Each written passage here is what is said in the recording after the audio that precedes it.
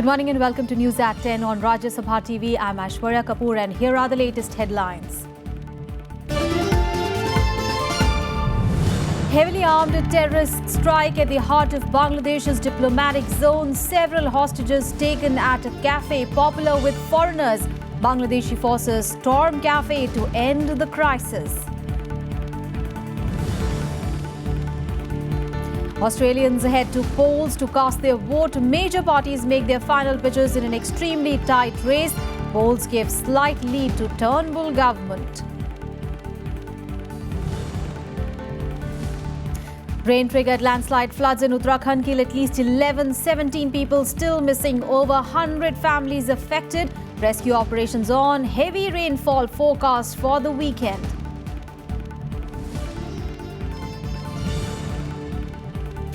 After historic induction, Defence Minister says the Tejas will be available for export to India's friendly nations. Parrikar adds 120 aircrafts will be inducted into the Indian Air Force by 2025.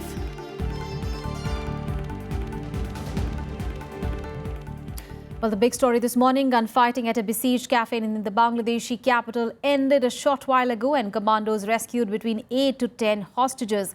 Now, remember, gunmen had attacked the cafe in a diplomatic area of Dhaka late on Friday and they had been holding about 20 hostages, including foreigners, before the police stormed the building to free those who were stuck inside this morning. The Rapid Action Battalion force of the country has said that one foreigner, probably a Japanese, was among those who escaped after more than 100 commandos launched an operation to secure the upmarket cafe in Dhaka. Now, Islamic State, which has claimed the attack, posted photos of what it said were dead foreigners killed in the assault on the cafe. Police said that the gunmen attacked the upscale Holy Artisan Cafe in the Gulshan district of Dhaka, popular with expatriates, in an assault that began at around 9 p.m. local time yesterday. Now, the assailants exchanged a sporadic gunfire with the police outside for several hours after the attack. Islamic State said that 24 people had died. However, Bangladesh police denied that, saying that only 2 police officers had been killed and at least 20 other people were wounded. Meanwhile, back home in incidents reminiscent of the 2013 disaster, at least 11 people have been confirmed dead in Uttarakhand's Pithoragarh and Chamoli district. Now, heavy rainfall since Thursday night triggered landslides and flash floods. 17 people are still missing and more than 100 families have been affected due to the monsoon mayhem. The officials said that in Pithoragarh, 8 people were killed in a landslide and 11 are missing, while in Chamoli, 3 are dead and 6 are missing. Following the news of casualties, now Chief Minister Harish Rawat has announced an ex gratia amount of 2 lakh rupees each to the kin of those who died. The incessant rain has halted movement on the Thal Munsairi Road as well as the Rishikesh Badrinath National Highway. Now, in Chamoli, the Alaknanda River has crossed its danger mark. Officials said that casualties may mount as the authorities, along with the NDRF, SDRF and ITBP, are still engaged in rescuing people who are trapped under the muck from the landslides. Around 130 NDRF personnel working in 4 teams are engaged in rescue work, while 200 SDRF personnel are also involved. Now, the Met Department has said that heavy rainfall will continue unabated, and they have issued an orange code warning for Saturday, indicating heavy to very heavy rainfall. The IMD officials also said that Nainital, Haridwar, Tehri, Pauri, Almora, Udham Singh Nagar and Champawat are likely to receive widespread heavy rains. मैंने आपदा प्रबंधन के लोगों से कहा है कि सब जगह अलर्ट तो हमने पहले से जारी कर दिया था, लेकिन सब जगह जो है आवश्यक सुरक्षा के लिए पहुँचे और बचाव कार्यों के लिए पहुँचे और मैं स्वयं उसको अब यहाँ से मॉनिटर कर रहा हूँ। चीफ सेक्रेटरी भी उसी काम पे बैठे हुए हैं। जिन लोगों की मौत हुई है हमें बहुत गहरा दुख है। कुछ ऐसे भी लोग हैं कुछ स्थानों पर जहाँ वो दबे पड़े हुए हैं। हमारी टीम ऑलरेडी रवाना हो चुकी है, लेकिन उसको मल्टीपल चैलेंजेस का सामना करना पड़ रहा है। सबसे बड़ा चैलेंज है कि रोड ब्लॉकेज है वहाँ पे। पिथौरागढ़ में ही 15 ऐसे स्थान हैं जहाँ रोड ब्लॉकेज है, उनको सब जगह क्लियर करके वहाँ पहुँचना पड़ रहा है। साथ ही साथ हम लोगों ने ये भी कोशिश की कि हेलीकॉप्टर से उनको भेजें, एयरबॉर्न करके भेजें, लेकिन पुअर विजिबिलिटी के कारण वो लैंड नहीं कर पा रही है। एज अ रिजल्ट हमारी टीम्स जो है वो रास्ते से जा रही है और पहुंच जाएगी और पहुंच कर ही वो सर्च एंड रेस्क्यू ऑपरेशंस करेगी। And after the historic induction of Tejas into the Indian Air Force, now Defence Minister Manohar Parrikar said that Tejas will be available for export to India's friendly nations. Prime Minister Narendra Modi termed it a matter of unparalleled pride and happiness. Now Parrikar added that by 2025, 120 Tejas aircrafts will be inducted into the force. The first squadron of the Tejas has been named Flying Daggers. After a long wait of 33 years, India's first locally built combat aircraft officially took to the skies on Friday. State-run Hindustan Aeronautics Limited handed over the first two light combat aircraft Tejas to the Indian Air Force. They will be part of the new squadron, Flying Daggers 45, which will get the remaining 18 aircraft, including 4 trainers, in 2018. The LCA is far superior to Pakistan's JF-17, built jointly with China. The first domestically built Tejas squadron will have 20 aircraft with 4 in reserve. The squadron will be based in Bengaluru for 2 years before shifting to Sulur in Tamil Nadu. The induction ceremony saw 2 series production fighters SP1, SP2 joining the squadron. That there is no doubt it will be the best fighter plane, and we've all worked together. It's synergy. Nobody else single-handedly can do this. The QRs were made. We had to change at times so as to get the best product for the country and for the Air Force. And I think we have achieved that. The flyby-wire of this aircraft is excellent. Next to the flyby-wire is the avionics. The avionics is contemporary, state-of-the-art and comparable to any modern fighter in the world today. The third and most important part of the aircraft is its indigenous composition.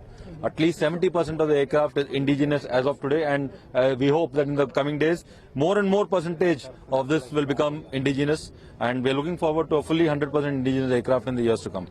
Prime Minister Narendra Modi and Defence Minister Manohar Parrikar welcomed the induction of Tejas into IAF. Prime Minister Narendra Modi termed the event as a matter of unparalleled pride and happiness, and a step that illustrates the skills and strengths of Indian scientists. Defence Minister Manohar Parrikar called it a moment of national pride. These are the first stage, and we will be inducting the ones which are capable of firing laser guided intelligent bombs and beyond vision missiles, which has been successfully tried on this aircraft maybe after 1 or 2 years, but it's something to be proud of.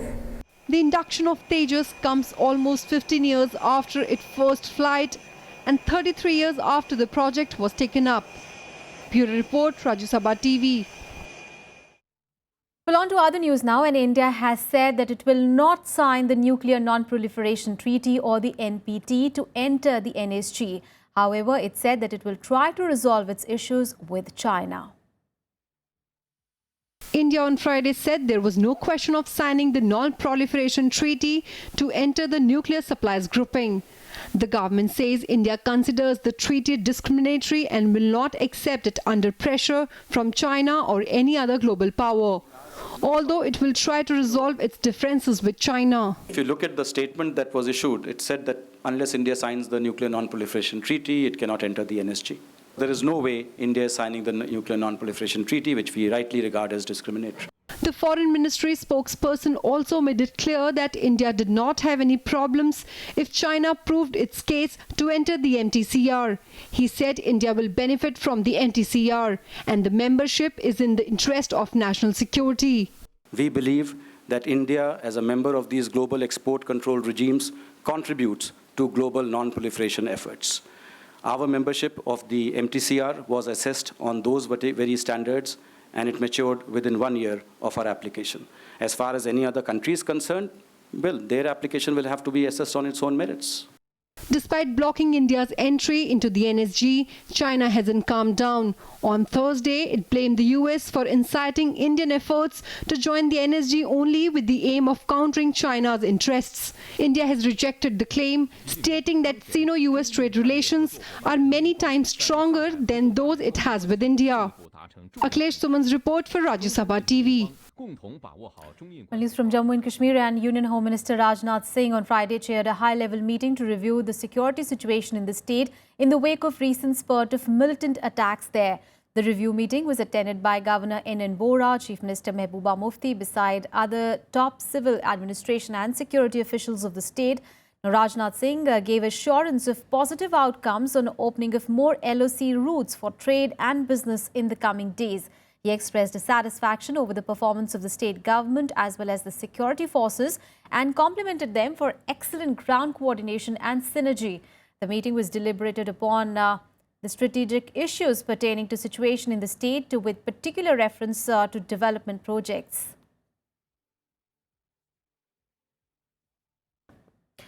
And in a first, the Centre has asked the Law Commission to examine the issue of implementing the Uniform Civil Code. It also sought a detailed report on the subject. Now, this case is likely to be heard by a constitution bench of the Supreme Court. The Centre has asked the Law Commission to examine the implementation of Uniform Civil Code. This is the first time it sought a detailed report on the subject. I think this is a beginning. At least an action and initiative has been taken on this. The government has moved ahead to take initiative on this action. The court has come up very strongly on Uniform Civil Code or those provisions of personal law which are coming in conflict with the Constitution. So now the time has come where personal law should not come in conflict with the Constitution. And the court, we hope that the court will take a stand on this. A uniform civil code will mean a set of common personal laws for all citizens. Personal law covers property, marriage and divorce, inheritance and succession. Uniform code has been opposed by various religious bodies in the country.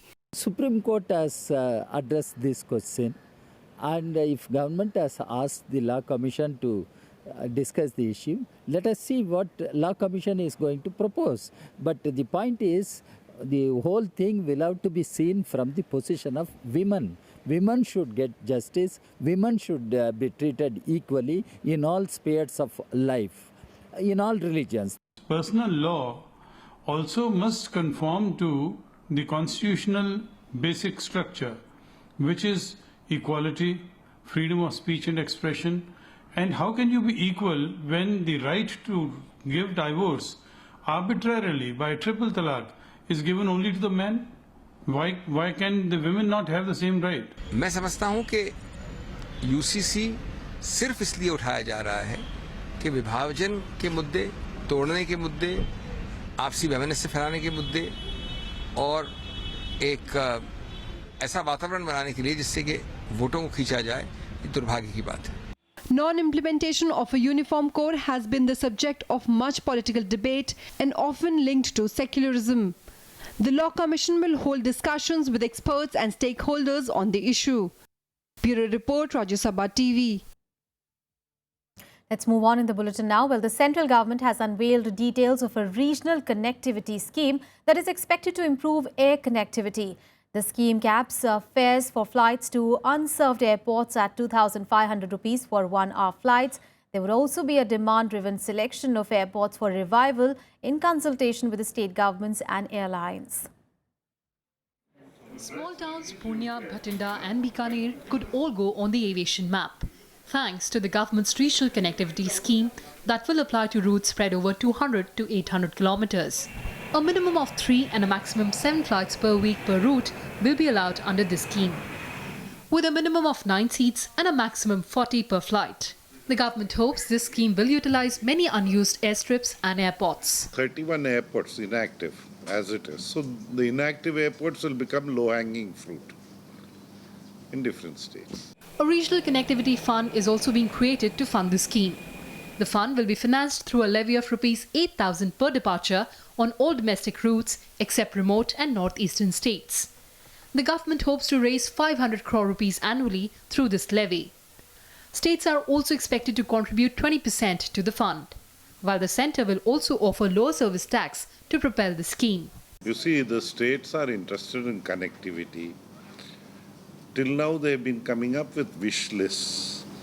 Now, states are the ones that are doing the economic activity, know the tourism potential, know the potential of this thing, they know their plans. So, If they feel that it is because all this will be given to them, their feedback will also be taken into account with the Government of India can't bypass any state. The RCS is expected to be in place from the second quarter of the current financial year. India is the fastest growing aviation market, clocking a 22% rise in domestic traffic. The government hopes to increase the number of flyers to 30 crore by 2020 from present 8 crore. Government's regional connectivity scheme aims to attract air charter companies and non-scheduled operators to launch operations. But it would be important to see as to how states would react to this scheme, given the fact that they have to provide pecuniary support, free security and fire services, and also utilities at concessional rates. Reporting from Delhi, with camera person Prashanta, I'm Kriti Mishra for Rajya Sabha Television. And News at 10, we'll take a very short break. Up next, we have all the international and sports news. Stay with us.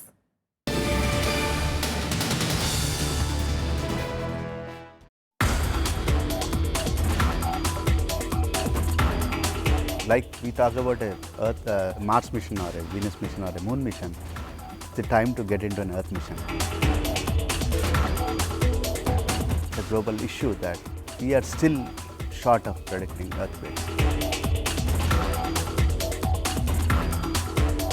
We strive to do is, in the event of an earthquake, how to minimize the loss, first to human lives and next to the property. Watch Eureka with Dr. M. Ravi Kumar, Director General, Institute of Seismological Research, only on Rajya Sabha TV.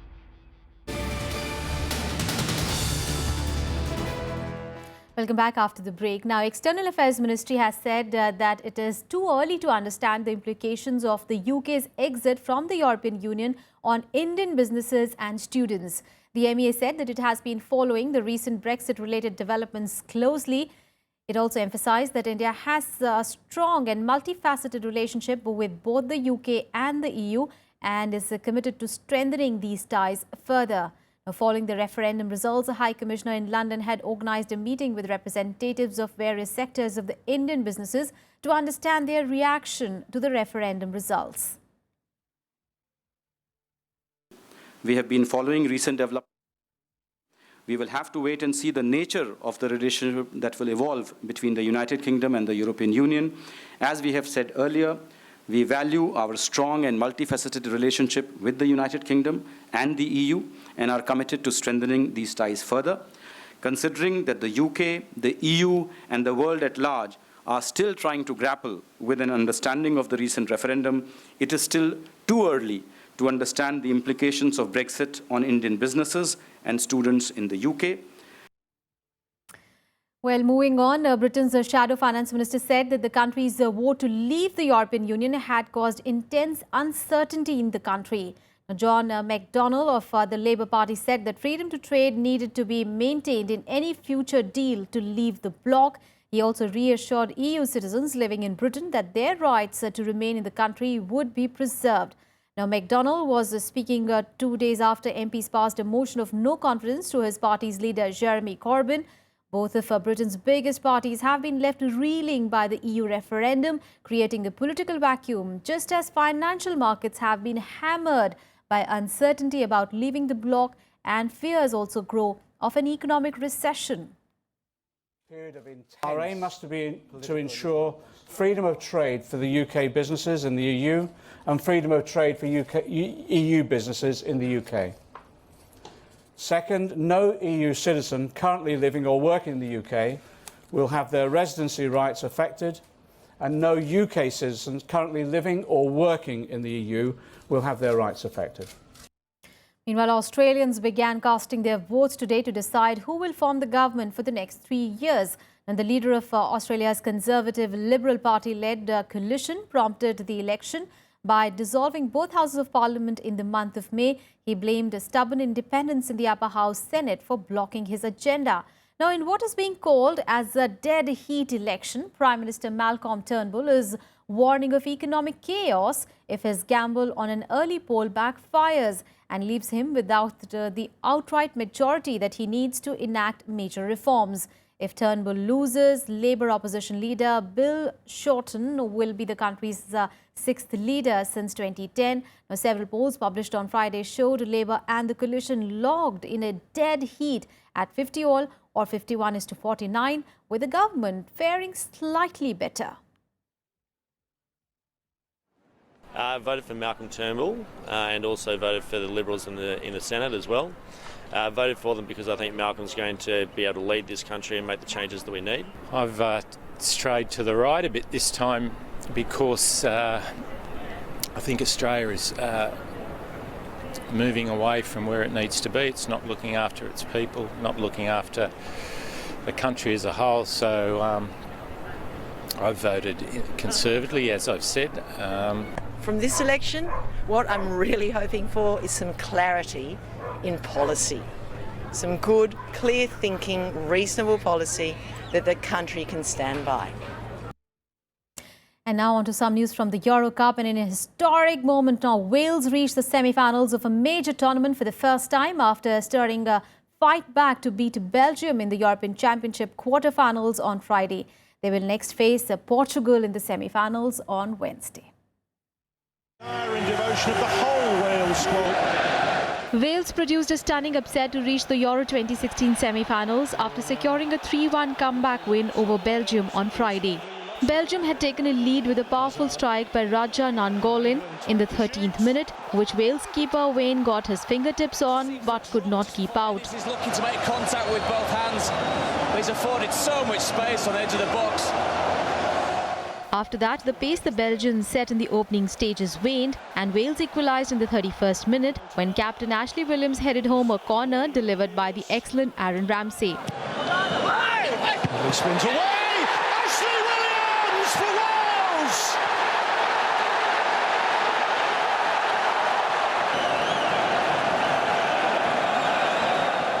Robson Kanu, who got the Welsh winner against Slovakia in the group stage, made it 2-1 in the 55th with a brilliant turn and shot inside the area from another Ramsey assist. Robson Kanu, he's got Taylor. Robson Kanu! Incredible! Wales are reaching new... Substitute Sam Vokes puts the icing on the cake for Wales with a superb header from a Chris Gunter cross after 85 minutes. In the middle, Vokes!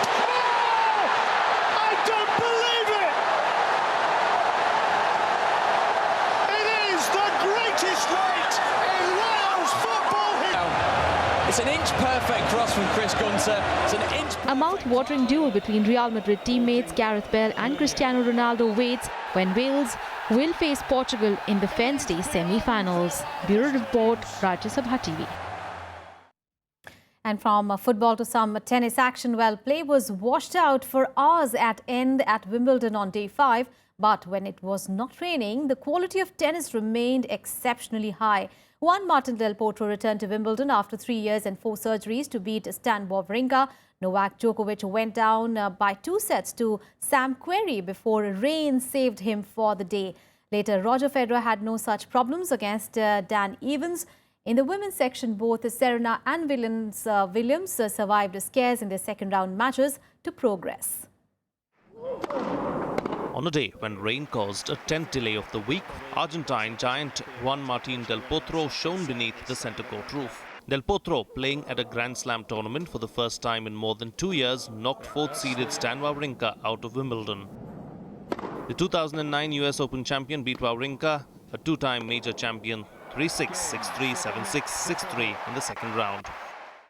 It was great. I mean, the last time I've been in the central court was against Djokovic in that amazing semi-finals, but I lost, and now I came again, and the crowd was unbelievable with me. The atmosphere down there was amazing, and they have a respect to me, and it's very nice and just be on the central court of this magnificent tournament is great for all the players.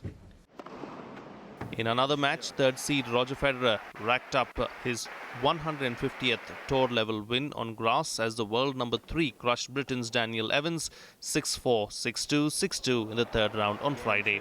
Third seed Federer, bidding for a record 8th Wimbledon title, will face Bulgaria's Grigor Dimitrov or Steve Johnson of the United States for a place in the quarterfinals.